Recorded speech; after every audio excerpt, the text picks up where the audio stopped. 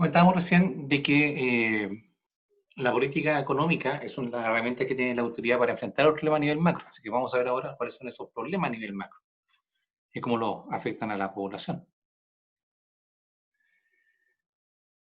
El problema económico sigue siendo una escasez en el sentido de que las personas tienen muchas más necesidades que factores productivos que generan bienes para satisfacerlos.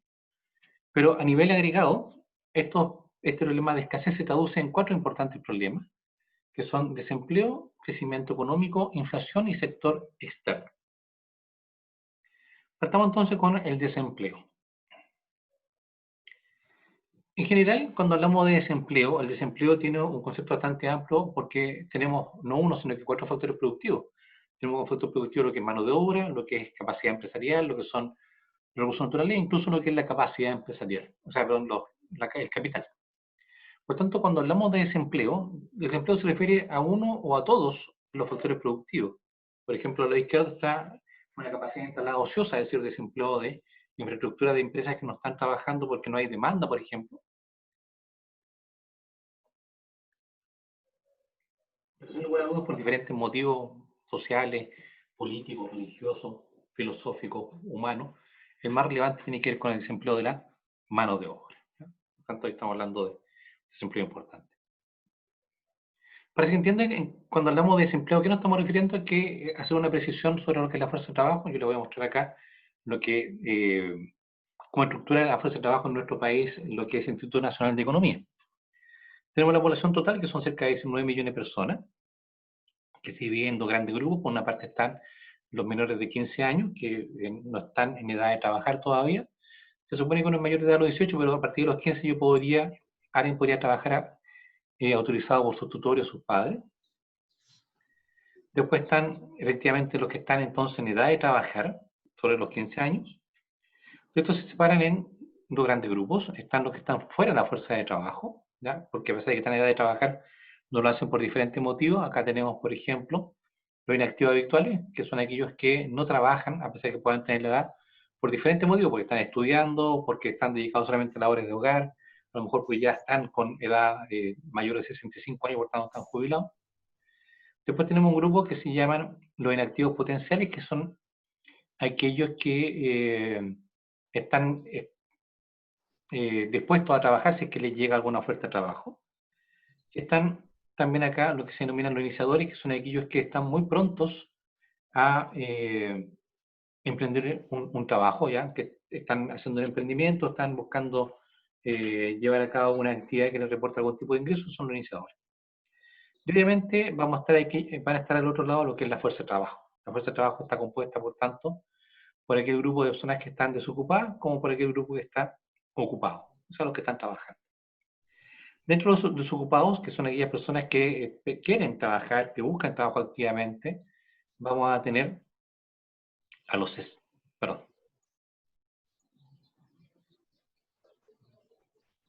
vamos a tener a los cesantes, que son aquellos que tienen una experiencia laboral previa, y por motivos voluntarios, porque renunciaron o motivos involuntarios porque los despidieron, están sin trabajo en este momento. Y también otro grupo relevante corresponde a los que son los primerizos, que son aquellos que no tienen experiencia laboral previa, que posiblemente están estudiando anteriormente o están haciendo labores de hogar o esa actividad y que ahora recién están ingresando al mercado laboral. Bien, entonces cuando hablamos de desempleo nos estamos refiriendo a este grupo, los que están desempleados acá, que son parte de la fuerza laboral del país.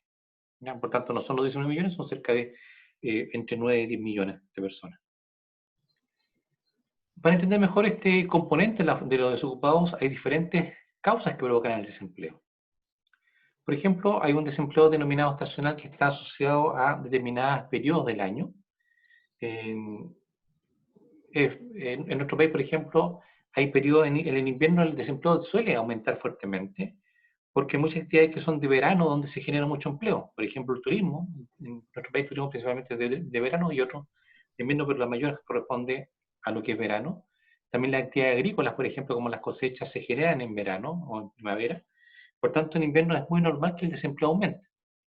Incluso también hay un cierto desempleo que está asociado, en realidad más que desempleo, hay empleo que está asociado a algunos periodos del año o a festividades como Navidad o Fiestas Patrias. aunque este año lamentablemente no vamos a tener, parece, celebraciones a nivel masivo, y que por tanto están relacionadas con esa eventualidad.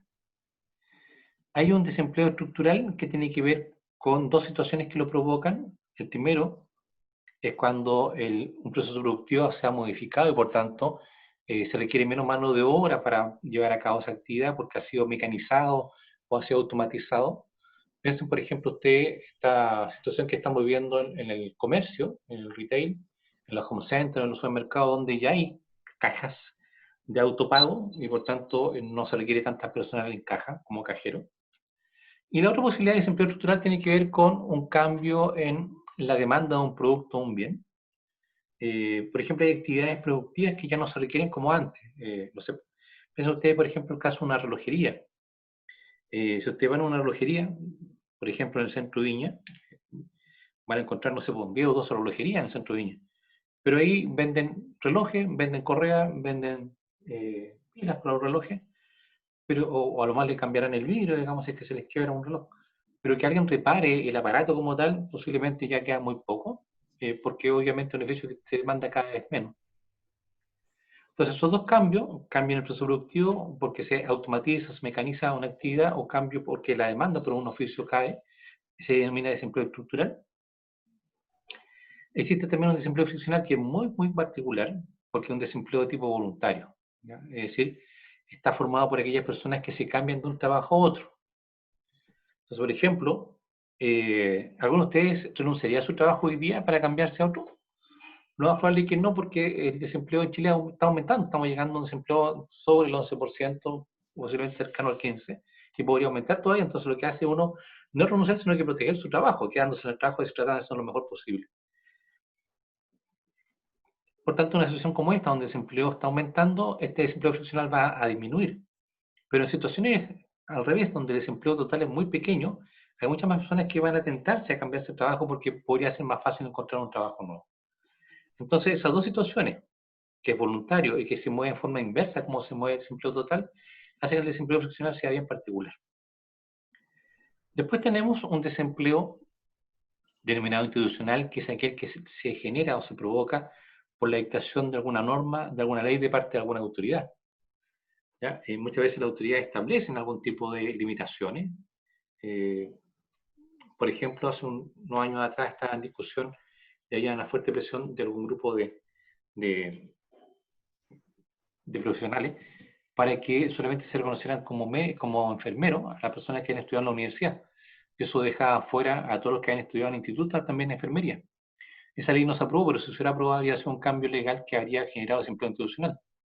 Ahora, por ejemplo, se está generando desempleo institucional en el sentido de que por cuarentena hay actividades que no se pueden desarrollar y por tanto se puede generar también una baja en el empleo. ¿Por qué? Porque se está dictando una norma, en este caso excepcional, claramente.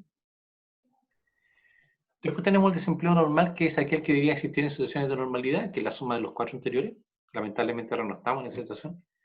Y hay otro desempleo que se llama desempleo cíclico, que tiene que ver con los ciclos económicos de auge o depresión, por los cuales representan toda la economía, todos los países y a nivel mundial, incluyendo el nuestro. Para calcular este desempleo cíclico, yo tomo el desempleo total y le resto lo que es normal y por tanto esa diferencia me puede indicar cuánto se refiere o cuánto está explicado por el ciclo económico que está viviendo, por el cual está pasando el país.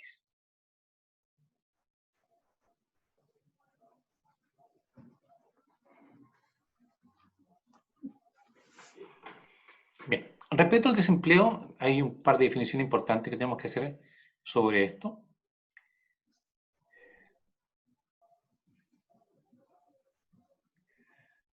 Supongan que en este gráfico, en esta línea que tengo acá, tengo en el lado izquierdo un 100% de personas desempleadas, es decir, todos los que quieren trabajar, ninguno encuentra trabajo, lo cual sería muy, muy complejo, digamos, para cualquier país.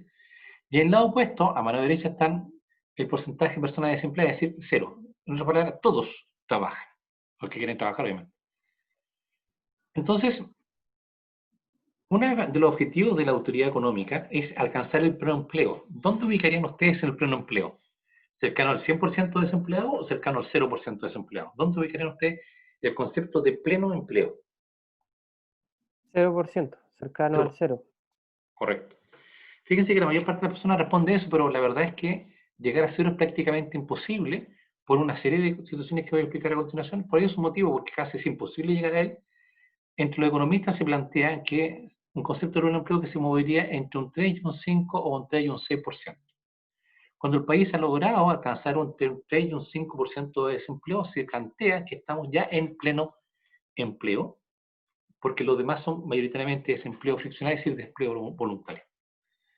Si el desempleo es mayor a esto, lamentablemente en Chile estamos cercanos al 11% actualmente y va a aumentar por la pandemia, existe desempleo y eso obviamente es negativo para la economía porque implica que el país no produce y no crece como podría crecer con una situación mejorada de empleo. Y una situación donde el desempleo se mueve entre el 0 y el 3 también es negativo para la economía, eso se llama sobreempleo. El desempleo está claro que es negativo porque implicaría que el país no crece a la tasa que podría crecer, está por debajo de su potencial de crecimiento. Y el sobreempleo también es negativo porque implicaría un recalentamiento de la economía. El recalentamiento de la economía se debe a que son tantas las personas que están trabajando acá, que tienen ingresos y por tanto demandan que la empresa, para poder abastecer esa mayor demanda, deberían contratar más personas para producir más. Pero como no hay más personas disponibles, no pueden producir más y por tanto lo único que hacen es subir los precios. Y los precios tienden a dispararse. Por eso se habla de un recalentamiento en la economía. Ahora, ¿por qué no es posible llegar al cero? ¿Ya? Porque obviamente cuando el nivel de desempleo está muy bajo, eso incentiva a personas que no están en la fuerza laboral que se incorporen a ella. Eso incentiva también a que extranjeros lleguen al país con las migraciones laborales. Y eso incentiva que más personas renuncien voluntariamente para buscar un trabajo mejor. Por tanto, llegar al 0% es prácticamente imposible. Bueno, aquí está la gráfica desde el año 2016 hasta el 2020, en marzo de mayo, cómo se ha movido el desempleo, ¿sí? Separado en términos totales y separado por hombre y mujer.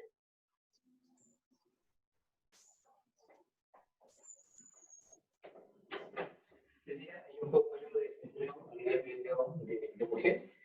Por tanto, si uno compara las cifras, porque el desempleo promedio un 11,2, alto, en hombre un 11%, en mujer un 11,5.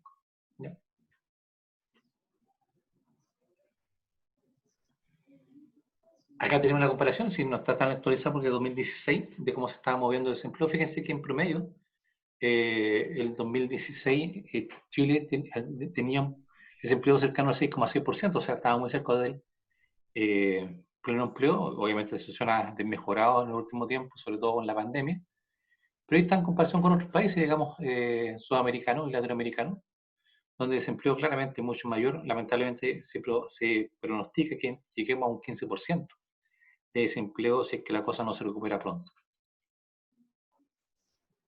Cuando me refiero a la cosa, me refiero a la economía, entre paréntesis. Bien. Pasemos al segundo problema, que es el crecimiento económico.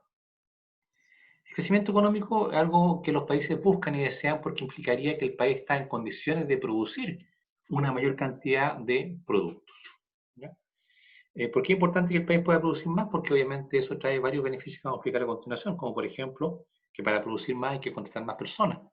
Al contratar más personas tienen ingresos más altos. Al tener más ingresos más altos, las personas pueden satisfacer mejor sus necesidades. Por tanto, es importante tener un aumento de la producción. En nuestro país, en la mayoría de los países, se mide a través de lo que es un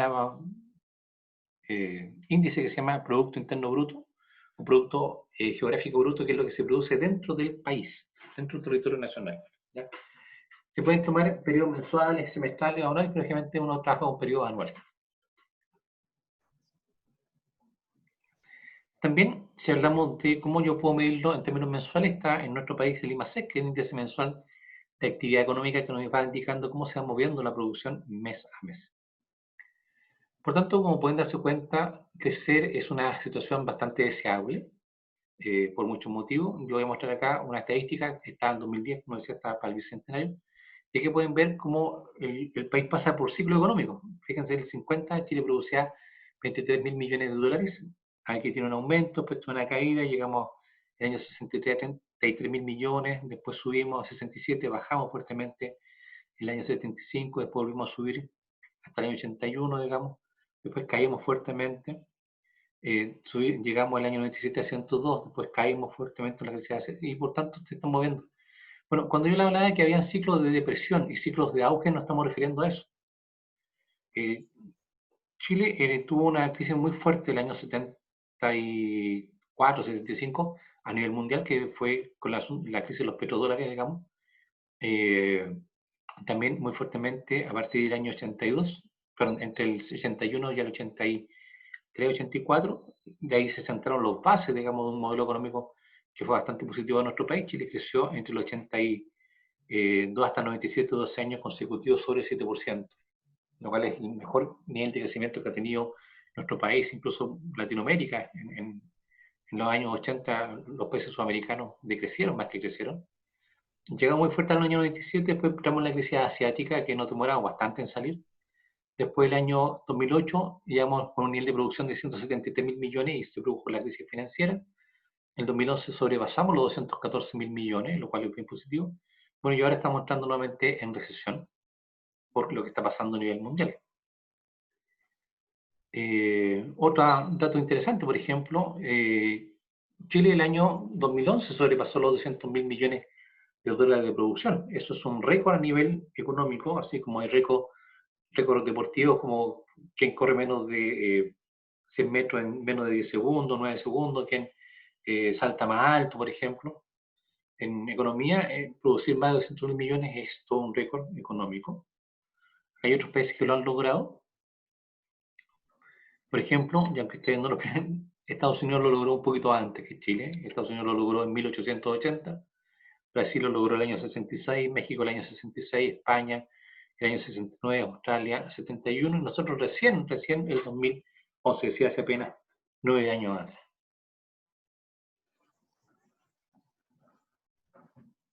Ahora, ¿por qué esto es positivo?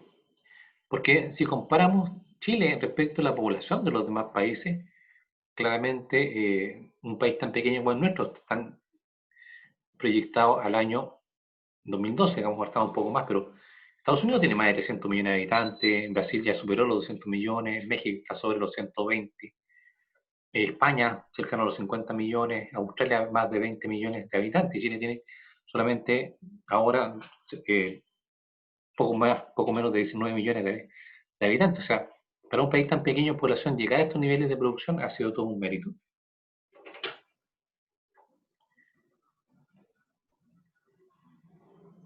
Acá está la tasa de crecimiento de nuestro país. Si se fijan acá en términos de porcentuales cómo crece respecto al periodo anterior, tenemos acá entre el 90 y el 93 un crecimiento promedio de 7,3. Después, entre 94 y 99 bajamos a 5,1. Después de 2000 al 2005 bajamos un promedio a un 4,7. Entre 2006 y 2009 bajamos a un 3,3. En el 2010 al 2013 crecimos nuevamente a un 5,3. Y en el gobierno anterior bajamos entre 2014 y 2017 a 1,8. Y posiblemente el resultado de este último periodo también van a ser bastante negativos por todos los problemas que ha habido a nivel mundial y nacional también. Bueno, entonces como pueden darse cuenta, crecer es algo muy deseable para el país, y el problema entonces se produce cuando el país no crece, o crece prácticamente muy poco. Entonces el no crecimiento es el verdadero problema a nivel agregado. Acá esto se puede generar en dos instancias. Hay una denominada estancamiento, donde el país de un año a otro produce lo mismo. Y eso es bien negativo porque la población sigue creciendo. Siempre hay más población porque nacen más personas que las que fallecen, no llegan personas al país, por tanto siempre hay más población de un periodo a otro. Por tanto, producir lo mismo ya implica una situación negativa. Ahora, mucho peor cuando hay decrecimiento, que es lo que lamentablemente podríamos tener este año, casi con seguridad, que es cuando el país produce menos que en el periodo anterior. ¿Ya? Acá, por ejemplo, hay una proyección que hace esta empresa, digamos, a nivel mundial, que provee cómo podría ser la recuperación económica de los países latinoamericanos para el próximo año. Obviamente es una proyección, se plantea que Chile tiene la suficiente estabilidad productiva como para poder liderar, digamos, este crecimiento junto con Perú, por ejemplo, y otros países que van a crecer bastante menos, como México, Brasil y obviamente Venezuela, que sigue con una situación peor que toda porque se va a seguir decreciendo. Bien. Entonces, lo que les estaba hablando recién corresponde a lo que es el crecimiento económico, el poder producir más. Pero además del crecimiento económico hay que centrarse y fijarse en lo que es el desarrollo económico. El desarrollo económico tiene que ver con lo que son la calidad de vida de la población, lo que la población pueda vivir mejor. ¿Ya? Tiene que ver, por tanto, con otras variables, no solamente con producción, tiene que ver con la educación, con la salud, con la cultura, con la seguridad, con la ingreso, con la urbanización, con la vivienda. Con la lluvia, seguramente ustedes vieron todas estas calles que se inundaron y que entró agua, digamos, a algunos edificios, algunos condominios, algunas casas, digamos. Y eso obviamente no es deseable, implica una calidad de vida no tan buena. Pero si ustedes mirarán la misma situación, porque esto no pasaba hace como 10 años, eh, las noticias del año 2000 o del año 90, los años 80, y ahí no es que se anegara un condominio o dos, sino que se anegaba prácticamente la ciudad entera. ¿Ya? Por tanto, eso da un indicador respecto a cómo ha ido mejorando la calidad, por ejemplo, de la vivienda. Si ustedes recuerdan, el año 2010 tuvimos uno de los 5 terremotos más grandes de los últimos tiempos, y se cayó en Chile un solo edificio, en Concepción. Otros quedaron mal y después tuvieron que demolerlo, pero en rigor se cayó un solo edificio en Chile. Y cuando hay terremotos en otros países se cae la ciudad entera, entonces ahí uno puede comparar la calidad de la vivienda, la calidad de la urbanización, la cantidad de personas que acceden, por ejemplo, a agua potable o alcantarillado, y eso es un indicador de lo que es el desarrollo económico. Si ustedes miran las cifras que plantea el Ministerio de Salud respecto a cómo se está llevando la pandemia, que ojalá siga bajando, porque eso han sido los indicadores del último día, ojalá eso se mantenga, no se incremente. Pero se habla, por ejemplo, de la cantidad de respiradores artificiales que nosotros tenemos.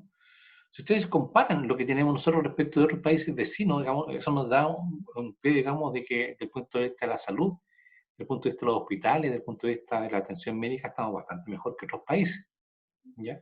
Y mucho mejor de lo que estábamos nosotros mismos hace un tiempo atrás. Ahora, estos no son datos para que uno se sienta tranquilo, todo lo contrario, digamos, pero son información de que nos dice que la situación en nuestro país no es tan mala como pareciera por algunos, que se podría mejorar, obviamente siempre se puede mejorar, ¿ya? Eh, pero que va en buen pie, digamos. Ahora, ¿por qué siempre se habla de crecimiento económico y de desarrollo? Porque si yo quiero tener una mejor salud, una mejor educación, más cultura, mejor vivienda, más seguridad, necesito crecimiento. El crecimiento financia el desarrollo. Es un país muy difícil que un país pueda tener desarrollo económico, una mejor calidad de vida si no hay ingresos. Y para que haya ingresos tiene que haber crecimiento económico. Por tanto, el crecimiento es importante para que exista efectivamente un mejor bienestar de la población.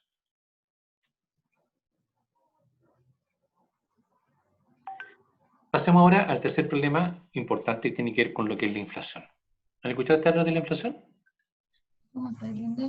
Yo tenía cosas para hacer trabajo y clases y y ahora estoy en clase. Sí, Andrea, efectivamente estamos en clase. Sí, La inflación, sí, escuchado profe, hablar de... perdón. Yo también estoy en clase. La inflación, seguramente algunos lo han escuchado, tiene que ver con el aumento de los precios. ¿Ya? Es decir, que los precios van subiendo de un periodo a otro. Eso es inflación. Y lo hacen en forma sostenida en el tiempo. Y no estamos hablando de un precio o dos, estamos hablando de que los precios en general aumentan. ¿Ya? En Chile esto se mide a través de lo que es el IPC. El IPC se forma como una canasta de bienes que ahí vamos a explicar cuáles son. No cuáles son, sino cómo se hace. Y por eso entonces a través de encuestas se mide cómo ha ido variando los precios en nuestro país. Afortunadamente en Chile, porque buenas políticas que se han hecho en las últimas décadas, la inflación está bastante controlada. Y ojalá que siga así. Acá está, por ejemplo, cómo se mueve la inflación del año 1815 a 2010, un periodo bastante extenso. Hay que actualizarlo, obviamente, lo reconozco, pero ahí pueden ver, digamos, cómo se movía la inflación. Tiene una inflación muy alta en los años 73, digamos, 74. El año 85, por ejemplo, la inflación en Chile era un 20,5, el año 2009 un 4,3, se ha mantenido en niveles cercanos al 4% en los últimos años, lo cual es bastante positivo. Acá está la proyección de cómo se va a mover la inflación en nuestro país. Está en color azul oscuro lo que es el IPC. Fíjense que se mueve entre 1,8 y un 3,8 más o menos, y está proyectado que en julio y noviembre tienda a bajar, ojalá así sea, cosa de que sea un problema menos desde el punto de vista económico a solucionar.